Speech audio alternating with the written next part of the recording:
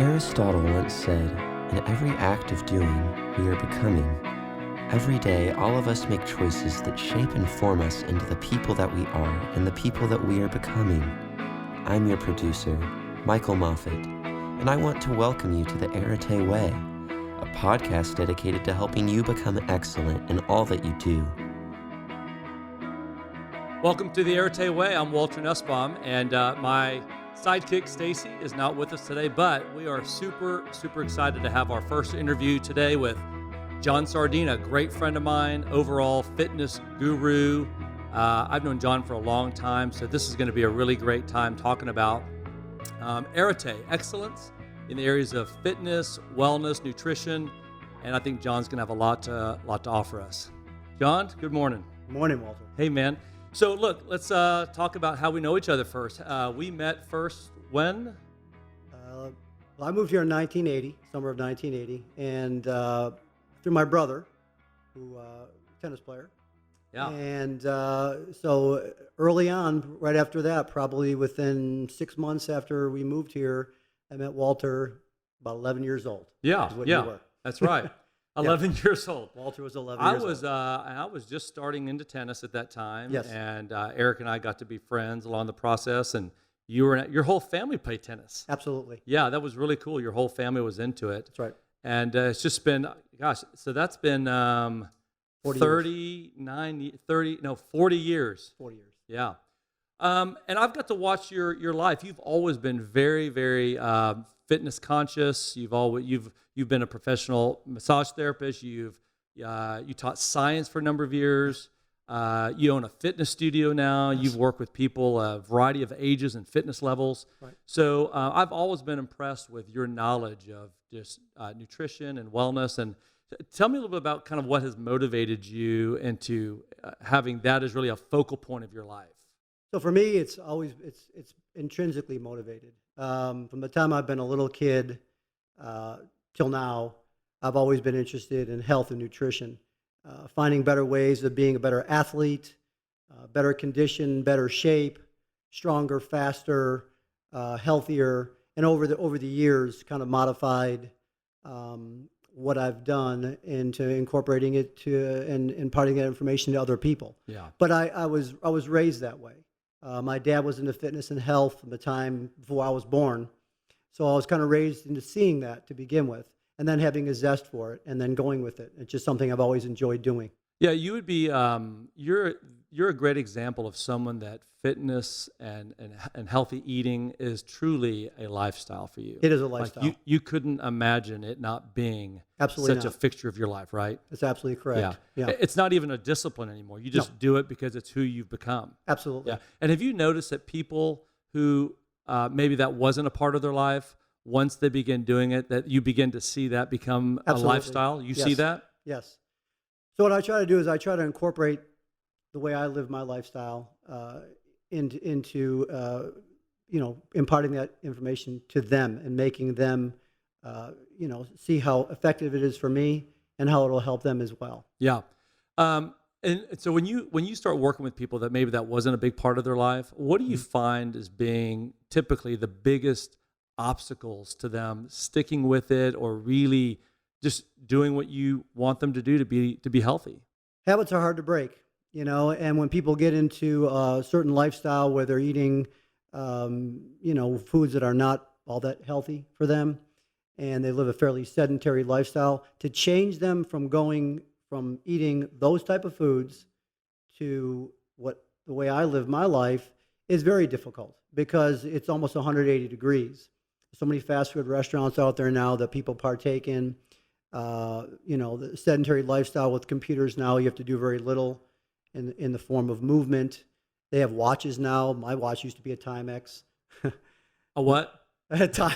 That's good, right? And watches nowadays that actually tell people to move, every hour because they're sitting down the whole time. Yeah. So it's changing people's lifestyle that's the most challenging. Yeah. Yeah. It's a culture that's made things so easy that we become more sedentary unless you choose not to be. That's correct. Yeah. There's a great quote I love, one of Aristotle's great quotes. He says, "Habit overcomes habit." Yes. And I've learned, like in my own life, I've talked about this in the past, that one of the habits of my life today is reading. Yes. I love to read, but I can take you back to a day that I hated it. Yeah. And even Cliff Notes were too long for me. Yeah. And I would never have guessed that reading would become such a big part of my life. Mm-hmm. And it has now as a lifestyle, because habit has now overcome habit. Yes. And that's really kind of what you're talking about, is Yes. you have to do it enough to where it just becomes a part of who you are. That's right. Is that right? Absolutely. Yeah. So for me, I try to lead by example. I tell my clients, you're never going to see me in a fast food restaurant. You'll never see me in a bar drinking. That's just not my way. So I maintain a lifestyle. Some people call it boring. For me, it's not. And my clients say, "Gosh, you eat almost the same foods all the time." I said, honestly, I really love them. I truly love them. I look forward to the type of foods that I eat because I feel so much better when I eat them. And my taste buds have come to life, so that actually tastes absolutely delicious to me. Yeah. Yeah. One of the principles we talk about, and we visited about this, Mm-hmm. arete, this idea of excellence, we talk about the fact that it's relative to the individual. Right. And so for you, for instance, obviously, how old are you now? 59 years old. 59. Yeah. So Yeah. those who are listening to this on Spotify or on the Apple podcast, they don't see you, but you are an incredibly fit guy. Now, if they're watching this on YouTube, we could throw some videos on there that you've sent me. I've got to watch you, and you do some pretty impressive feats. You can do pull-ups in a pike position. You can do them 30 seconds up, 30 seconds down, and then rep out 30 more after that. Yeah. So all that's great. I mean, great feats of human strength, and that's not what we're here to get everyone to do. But arete is relative to the individual. Absolutely. So for you, you don't go to fast food, you don't go to bars. That doesn't mean that a person can't ever go do fast food or can't go have a glass of wine, right? And still not be on the path towards a healthier lifestyle. Absolutely. Right. I mean, well, if your lifestyle is to go to a fast food restaurant every single day, and have a bottle of wine every single night, well, anything less than that you're going to see improvements. So it's all relative to the person. Yes. So and I tell my clients, don't try to be me, because you're not going to be me. Be the best version of you. Right. And I'll help you with that. So let me help you, guide you along. I tell people, I said, you're the ship, I'm the rudder. So you're going to go a direction. Let me help steer you in a direction, or you're the performer. I'm the conductor, and the more you work at your craft, the better the conductor looks on stage. If the conductor's up there trying to conduct an orchestra and you haven't practiced all or done anything, well, I look kind of silly up there because you're not going to perform very well. And who do you have to be honest to? Yourself. Yeah. I think that's one of the great things about having a coach, having a guide or a mentor, is somebody who is a few steps ahead of you. That can kind of prepare the way, guide you. Yeah. And so someone like you in somebody's life would be huge, just because you have set the bar very high for yourself. Yes. And you're not necessarily, you told me one time, you asked your clients, what are your goals? What is it that you want? And I can help you get to what you want. Right. And maybe even farther than that. Right. But their goals aren't your goals. Right. And so that's important to understand. So no matter who's listening right now, everybody can set a goal that's a little bit higher. Yes. That can improve the quality of their life. Right. I was reading recently, I didn't realize this, you may know this, but 90 to 95% of all the serotonin that our body creates is generated in the gut. Yes. And that means that, serotonin, which plays such a role in mood and happiness, and even to the other side, depression and sadness.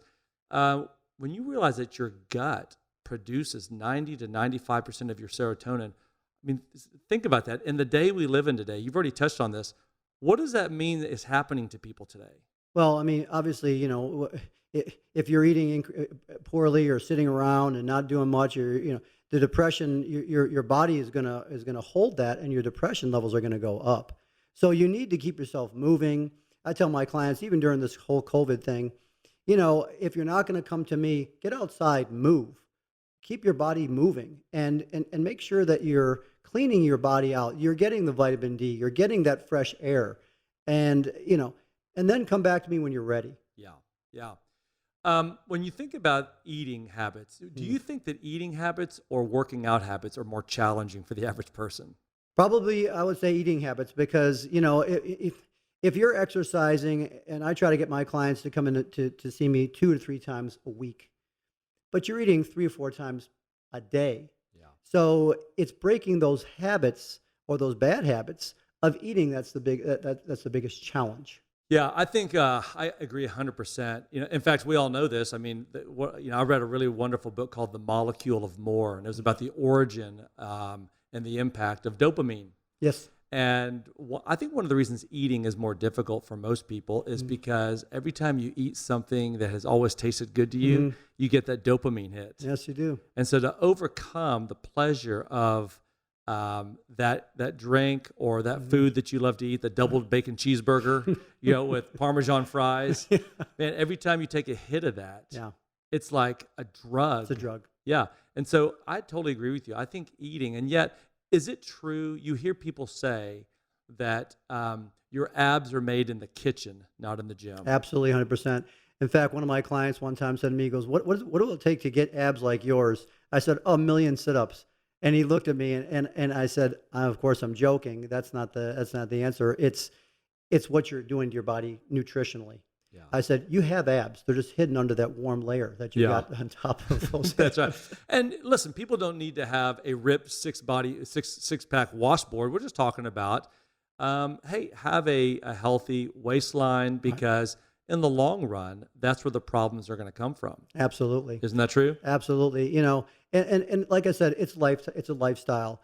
I tell my clients, look, when they're on whatever specific diet that they're on, whether it be the keto diet or the South Beach diet or Atkins diet or whatever diet it might be, or liquid diet, I tell them, are you going to be on that for the rest of your life? And they'll tell me no. And I said, well, then, it's probably not going to work. It'll work temporarily. Right. If you're trying to get into that dress for that wedding in about 2 months, go for it. Exactly. Right. So if it's event motivated, whether it be a wedding or an anniversary, a reunion, okay, I get it. Yeah. But if it's to change your lifestyle, then you need to incorporate whatever you're going to do consistently forever, or else you're going to have that ballooning up and down type thing. Now, there's a lot going on right now in the areas of wellness and fitness in terms of plant-based diets versus meat-based diets and these sorts of things.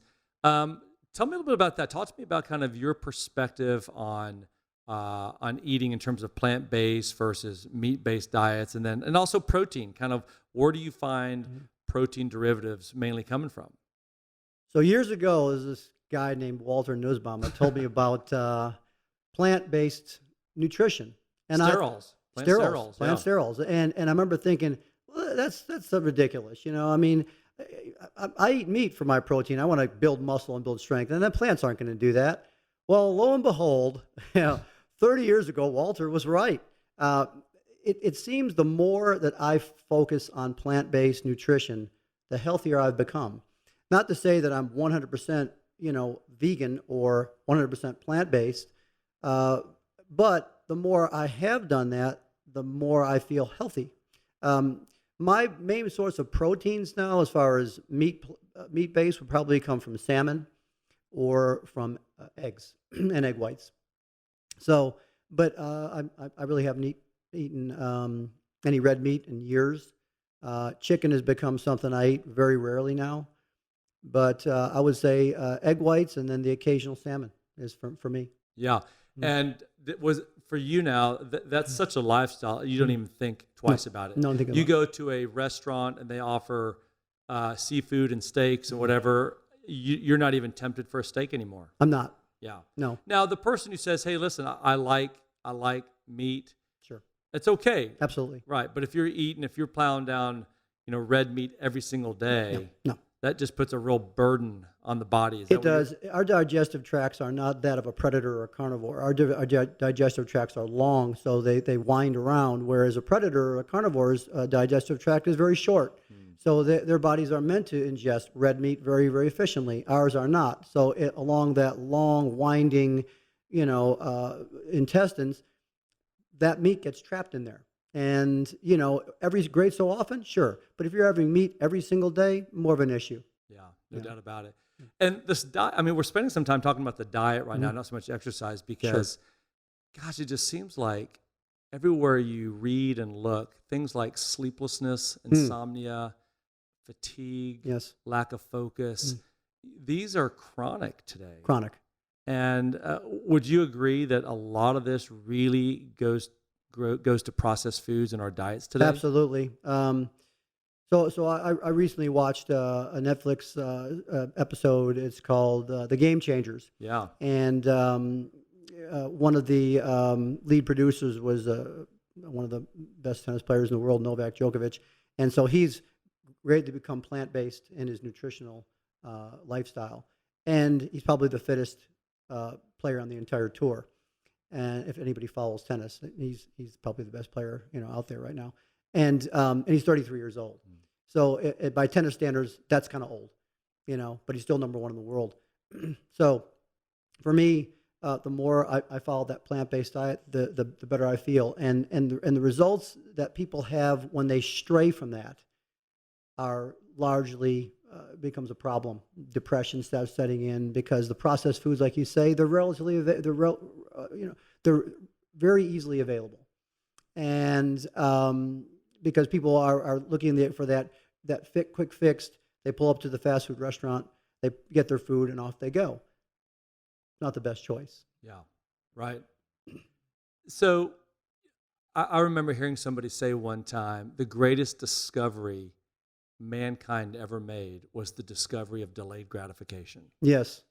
And I remember hearing this person say this. I remember thinking, that's brilliant. The idea that I may not get the immediate return on what I'm doing right now, but in the long run, the gains come. Absolutely. That is true of our eating. That is true of our exercise, isn't it? Yes. Yeah. So Yes. when you have somebody come to your gym, what do you tell them in terms of if they want to see gains? What do you tell them to expect if they start working with you on a regular basis? Well, I tell them that the closer they adhere to what I'm telling them, the better the results will be. I said, if you leave here, I said, I have you about 2% of your waking time. So 98% of what your life is what you're doing out there. So if you're eating poor foods, if you're drinking, if you're not sleeping very well, I'm not a magician and I'm not God, so I can only do so much. You've got to help me help you. And you can only be true to yourself. You can tell me one thing, but if you're doing something else, it's going to be evident. So the more my clients listen to what I say, the better the results will be, because then I can do more with them in the gym. It's like Michelangelo having a piece of sculpture. If he's got a beautiful piece of Italian marble, he can sculpt that. But if he has a piece of Play-Doh, well, he can only do so much with that, and it's going to start to crumble. Yeah. So don't give me the Play-Doh, give me the Italian marble. Right. So you're trying to get them to give you more of the good stuff to work with. Yes. As they continue to follow your guidance and have healthier habits. Yes. Their gains and results are going to increase over time. Absolutely. I tell them this isn't magic, and some people say to me, well, you have better genetics. No. I said, years ago when I kind of strayed from the kind of nutrition I'm eating now, and I would have, I would have a workout and I would reward myself with a nice pizza and some Sprite. Well, I started looking in the mirror and I didn't recognize who I was anymore. I was getting a little, I call puffy, and I didn't look like the way I felt. I didn't like the way I looked. And then I started looking into altering what I was doing to see better results. Once I started doing that, the results started coming. It wasn't magic. Yeah. I think one of the things that's so important for people to be aware of too is to recognize that there is a period of time that's going to require discipline. Yes. A lifestyle doesn't just show up, right? No. And you've got to be willing to go through something before you can get to the other side where you go, this is just what I do. A little bit like, I'll give you a good example. You may not believe this because I've always tried to stay pretty fit, but I've always hated running. Yeah. Running for me is something that I've never enjoyed. I had to do it for tennis, and even that I would never really run more than about a mile, right? Because that wasn't really the kind of training I needed to do. Right. But what's funny is Stacy has been a huge runner for years and years. She's done triathlons, marathons, half marathons, and she would always say to me, hey, do you want to go for a run? And I would say, no, I don't. And we would go on vacation, and part of the joy for her on vacation was running. If we were at a beach, if we were at a fun city, let's just go for a run. And I remember one vacation we went on, and I told myself, if she says, "Do you want to go run?" I'm going to say yes every time she asks me if I want to go run.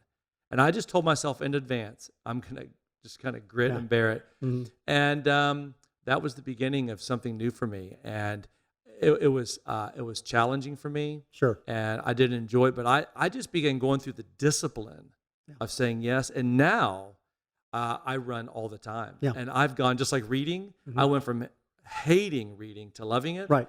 I now love running. Yeah. And it's great. And people need to know that, don't they? They need Mhm. to know, listen, you've got to be willing to go through Sure.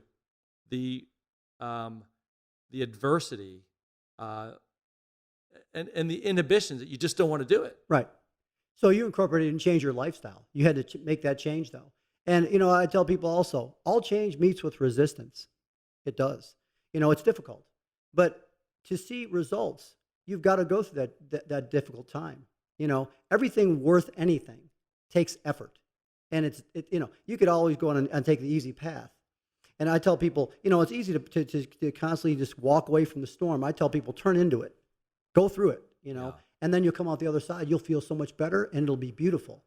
But you have to go through that adversity, Yeah. whether it be weight training, whether it be running, whether it be biking, whether it be swimming, whatever your discipline is, as far as exercise goes, you're going to feel better. Initially, you're going to go, oh my gosh, you might be able to run to the end of your driveway and be exhausted. And then you run to the end of the street, and then you run to the end of the block, and you keep on going and going. It's like the Forrest Gump thing. All of a sudden, he's running from one coastline to the other, Right. and back and forth and back and forth.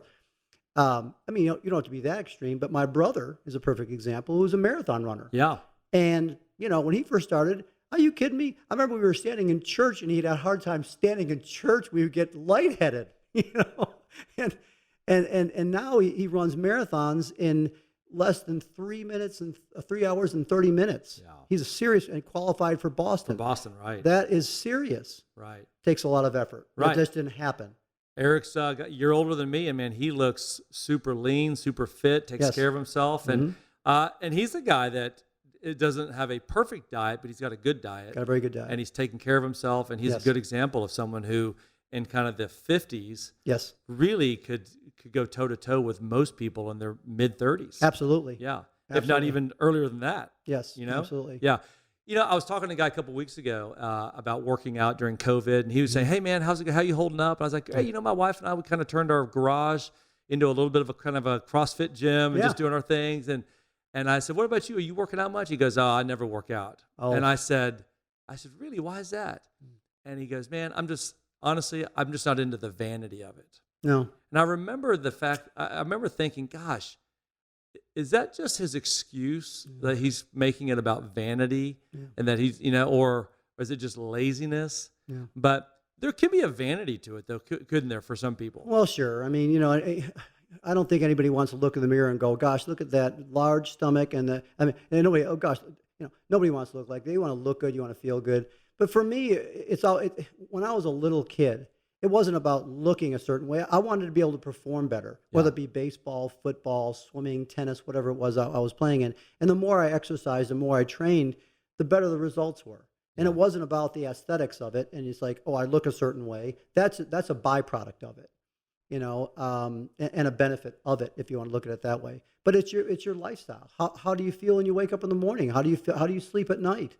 For me, the more disciplined I am and the more diligent that I train, the better the results. And I tell people, like I said, this isn't magic. If you do these things, you will feel better. Right.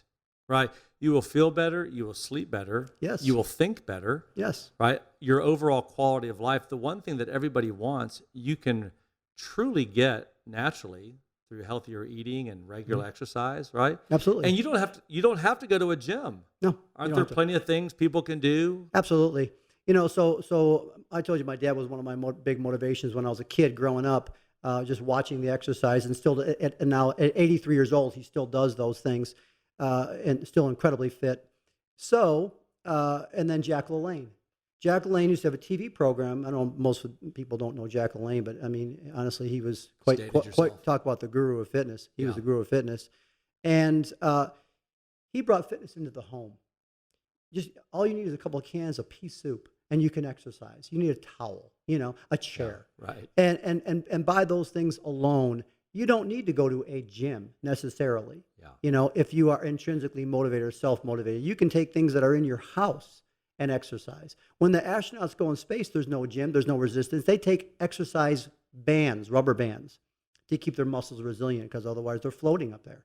So there's ways to exercise if you want to. Yeah, no doubt about it. I think one thing people have discovered during this whole, staying home and self-quarantining is that the advantage of a gym would be if you have a coach, someone that really is there to guide you, help you, motivate you. Yes. The other advantage of a gym is if you have a community of people that Yes. actually do help you work out, not just your chit-chat buddies, Right. but they are actually helping you by encouraging you. You're Yes. spotting each other. You're working out together. Those are the big advantages of a gym. But other than that, really, you can do the bulk of what you need to do for a healthy lifestyle at home. You can. Yeah. So I tell people, look, I have my own personal training studio, and unfortunately, a lot of people just are not motivated that way. But there's an accountability when you go to a trainer, and you depend on that person, whether it be male or female, to show you how and what to do. And a lot of times I lead by example. I'll do the exercises with them because I tell people you can't push a string, you have to pull a string, and you pull a string, and it will go wherever you go. If you push a string, just kind of, the old coaches with the whistle, blowing the whistle and telling people what to do, but their bellies are out to here and they're not doing anything. It's hard, to listen to them because look at them, they're not doing anything. But if the trainer is doing what they're asking you to do, they're more apt to follow that. Yeah, no doubt about it. And I think having a trainer, having someone that's been there and knows how to motivate you is so important, at least in the early phases, Yes. until you are able to do it on your own if you want to, Yes. is that it's hard when you don't see the gains as quickly as you want. Right. And obviously, when we say that, you may see gains in 3-4 weeks. You start really seeing some gains. Yes. But really, this is a lifestyle. This isn't something you go, hey, I can 30 days, I can turn you around. That's not true. No.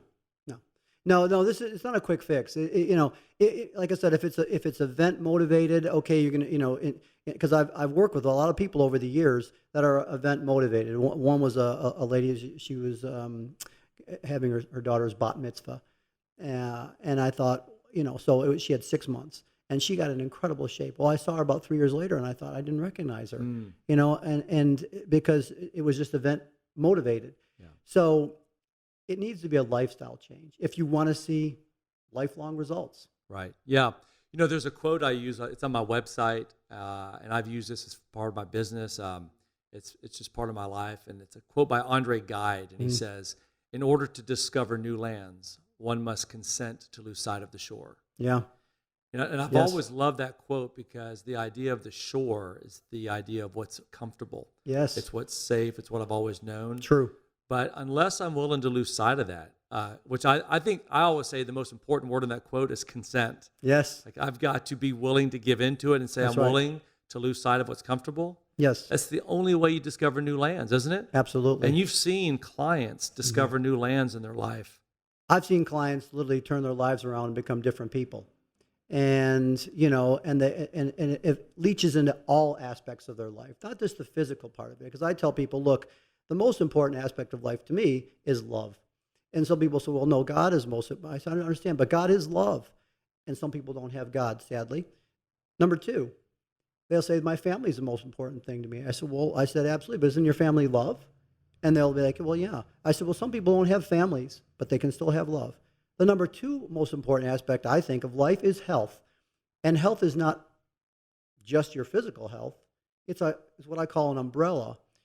You have the mental health, spiritual health, and you have psychological health, emotional health. And so when I help people with the physical part, and when I improve their physical part, it seems that other parts of the health umbrella also get better as well. It's just taking them on a journey. Yeah. You really can't segment these from each other. They're all integrated. It's an integrated approach. Yes. And so you want to see people. Yeah, I want to see you taking care of your body, and that'll give you more energy now. Yes. To be healthier in other areas of your life. Right. Yeah, I know people who in their spiritual life, have really wanted to really spend more time. studying and learning and praying and those Yes. things, but they're just tired and they just lose focus Yes. and they get distracted and they don't have the energy or the motivation. Right. These things are all related. They're all interconnected. Yeah. You want a great marriage. Gosh, you need energy. Got to work at it. If you don't take the initiative in a relationship to be proactive, to go out, to be creative, to do fun things, to be intimate, Sure. right? All of these things require a level of energy and focus. Absolutely. I tell people all the time, listen, if you want to be a great conversationalist, you got to have great focus. Yes. You got to be a good listener, right? Absolutely. You got to pay attention. It takes energy. It does. And all of these things that you're talking about, man, they show themselves in every area of life. Absolutely. So for me, we talk about the Arete way, and I'm also into ancient Greeks, and Hippocrates, who was the ancient physician, once said that our food should be our medicine, and our medicine should be our food. You are what you eat. And I thought, that's true. Why are we depending on pharmaceuticals, which deal with symptoms as opposed to causes, to take care of our problems? If we do things the right way, we give ourselves every opportunity. It may not work 100%, but every opportunity in the world to be healthier. Thankfully, thank the dear Lord, I take no pharmaceuticals, zero, Right. in my life. Yeah. And I've got boundless amounts of energy. I wake up rested, ready to go, and I sleep like a log. And my quality of life is fantastic. I'm very thankful for all that. But I provide myself the best opportunities. Yeah. Which is not to say that there is never a place for that. Obviously. There are conditions that surface Absolutely. that require that. So we're not saying that at all. Not at all. But if you begin, if I can just talk about another book, Robert Whitaker wrote a fascinating book called Anatomy of an Epidemic. In this book, he talks about the skyrocketing of pharma and Yes. just what happened the moment all of a Yes. sudden psychiatry Yes. began to be perceived as medical science. Right. Suddenly you begin to have this influx of prescriptions and everybody's got a condition, and you take the DSM-3, the DSM-4, the DSM-5, and you just see more and more and more medical disorders growing. Absolutely. And there's a pill for everything. Yes. And so what we're saying is there's a lot of that is abused, and a lot of people already know that. Absolutely. And so we're not saying there's no role for that industry. Right. It's just that industry has become kind of the easy way for a lot of people. Just give me a pill. I call it Godzilla. It should be tiny. It shouldn't be enormous. I've got a friend of mine who's a radiologist up in Buffalo, and he and I are best friends in high school. And he's gotten himself to where those pill packs, so Monday, Tuesday, Wednesday, Thursday, are full. They're full. And I thought, oh my gosh, he's dealing with all these, high blood pressure. He's dealing with high cholesterol. He's dealing with, blood sugar problems. So he's got all these different issues going on. And I always tell him, and his wife's a nutritionist. Yeah. This is weird. And so I said, look, if you stop eating all that pizza, he has pizza once or twice a day, and the whole pizza. Yeah. I'm going, oh my gosh, when I see one of those giant burgers with the fries and all that, when I look at those, I see a clogged artery. That's what I see. Yeah. That's my perception of it. I used to train kids over at Grapevine High School, and on the track, we would do what they call high intensity interval training. We do sprints, we walk, we do sprints, that kind of thing. And right next to the track there is a Krispy Kreme donut shop. And at 6 o'clock in the morning, I've been there. Have you? At 6 o'clock in the morning, they're cranking up those fryers, and you can smell the donuts.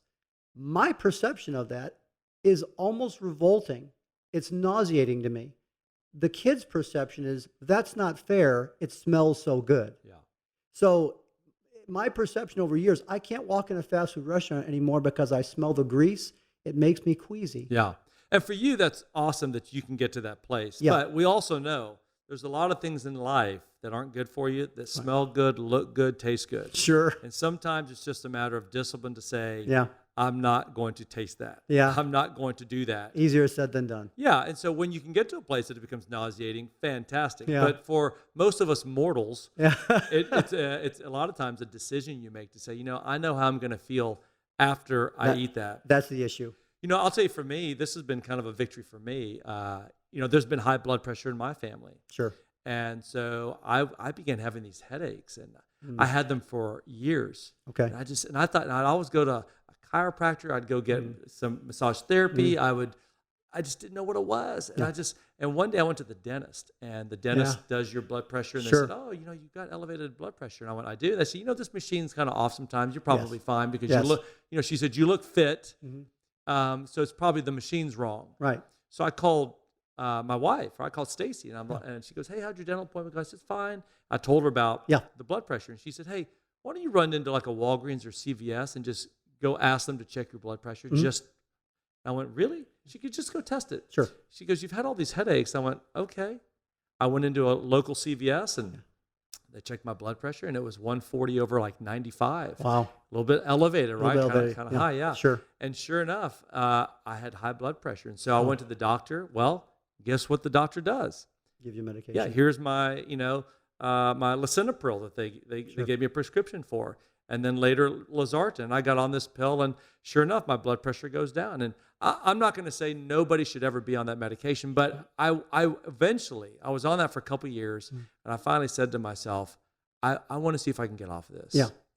And so what did I do? I began to reduce certain kinds of foods. I began eating healthier. I began to do much more diligent cardio, i.e. running and cycling and these things. Sure. And I'm off of my blood pressure medicine. Fantastic. Right? And it feels great. Absolutely. And again, we're not saying if you're on it, that no one should be on blood pressure medicine. Right. There are some people that it's so chronic in their Absolutely. family, you don't want to play with that. No. Right? Yeah, absolutely true. So like I said before, there's a place for pharmaceuticals. There's obviously a place for it, but it shouldn't be a Godzilla problem. It shouldn't be like, so many people depend, like you said, how it ramped up over the last 30 years. And I tell people, look, the two main reasons for that and for we have a crisis. We had a pandemic already in this country. It's called obesity, and trending up, unfortunately, where people, their lifestyles are such that they go to fast food restaurants and then they sit all day long because the technological advancements and the incredible amounts of fast food restaurants now are just so prolific. Yeah. And for me, I'm thinking to myself, well, like you said, go in there every so often, okay, whatever. But fast food restaurants wouldn't exist if there was a society of me around. Big Pharma would be really, really tiny just for like, you have a certain type of condition that you have that you might need an antibiotic or something. Yeah. I get it. But when you literally depend on them because your lifestyle has not been very good, well, then it's on you. And there's choices in this world. We all have choices. I always say that this country exists for choices. And you don't have to eat fast food. You don't have to eat all, nutritionally sound food. We have choices. For me, the better choices I make, the better the results. Yeah. And that's what I choose to do. I think you're really, as we kind of wind this down, I think really one of the conclusions that we would probably both agree in is that the reason people would rather take the easier route of whatever, whether that's medicine or whatever, is because it is work. Yeah, it's work. Right? I mean, when people come to your gym, yes, at the end of a session, how do they feel? They're exhausted. They're exhausted. And it feels good. Yes. Right? It feels good for them. They did it. Yes. But it's work. Yes. And they've got to get to that place where they're saying, I'm willing to put the work in. Yes. And if you're willing to put the work in, you can have a lifestyle that's incredibly healthy. That's right. And it bleeds out into all the most important areas of your life. All aspects of life. Right. Absolutely. And so that's why you've really committed yourself to this entire field for human beings to help them achieve nutritional health, physical health, so that, because you care literally about every area of their life. Absolutely. When I first became a trainer, it was just by happenstance. I was at this gym in Denton here, and the way I train is a little different. I do the eccentric, the concentric, isometric movements very, very slowly. So I had a person from across the gym watching what I was doing. And he came up to me and he said, I'm watching what you're doing, and it's obviously working. And I was in my mid-20s at the time. And he said, could I just shadow you? And I said, sure. So this is before there was any trainers, that kind of thing.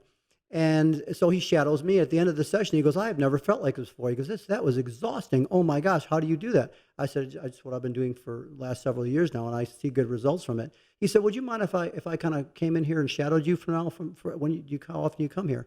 I said, I come here every day at about lunchtime. And so he started paying me for something I never asked for that. Yeah. That was just something I was doing. I became a trainer.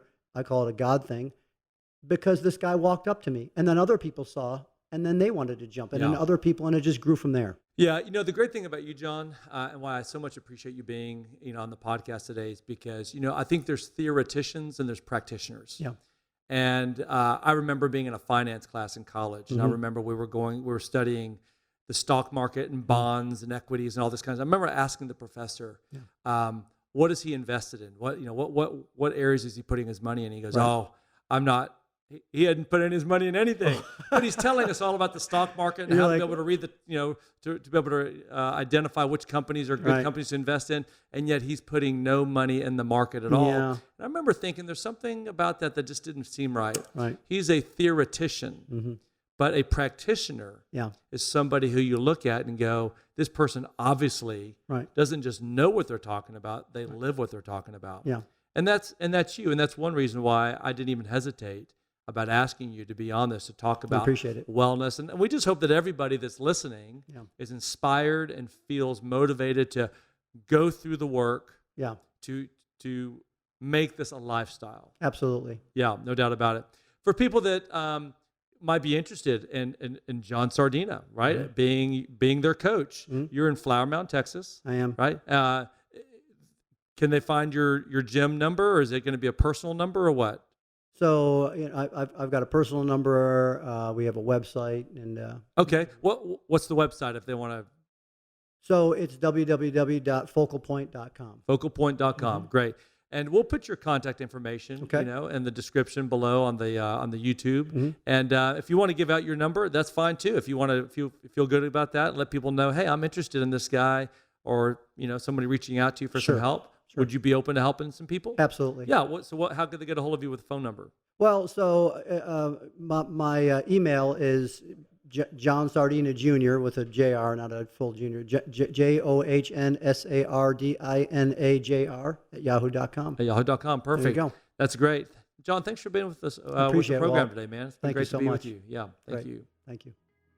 Well, hey, thanks for joining us today. We're going to be with you guys again in a couple of weeks. We are now finally out of we're not out of it. We are moving towards opening Texas more. So we're going to be having some guests and doing some great interviews. And Stacy will be with us. It'll be she and I with some guests. And so thanks for being with us. Check us out on Spotify, Apple iTunes, and our Facebook business page, The Arete Way. Thanks for joining us.